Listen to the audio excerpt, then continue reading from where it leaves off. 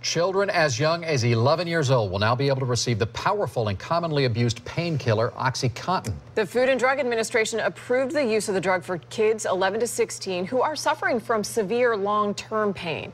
8 on Your Side's Mary McGuire joins us with more on this controversial decision. Good evening to you. OxyContin affects the brain in the same way that heroin does, with many calling it a gateway to harder street drugs. And it's that potential harm that has some in the Bay Area calling the FDA's decision to allow children access to it insane. A dangerous drug or a potential lifesaver?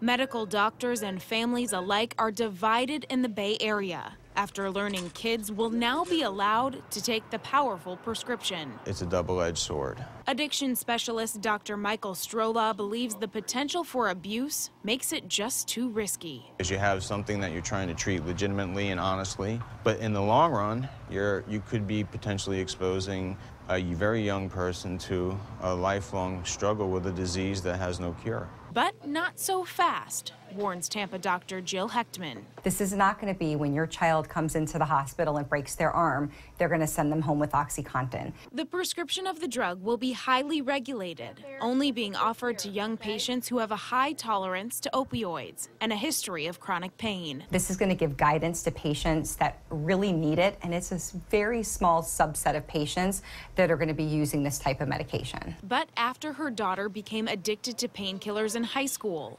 local anti-drug advocate Ellen Snelling doesn't buy that explanation. And to think of a young child that's using it for pain or for any other reason is, like I said, I just feel like it's insane, because at this time when we're trying to do everything we can to stop prescription drug abuse and heroin addiction, why introduce this into the mix? She finds the FDA's decision a bitter pill to swallow.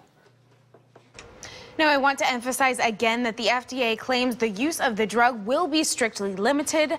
Children must have already shown that they can tolerate the minimum dose equal to 20 milligrams of oxycodone for 5 consecutive days, but certainly just a divisive issue all around. Back to you.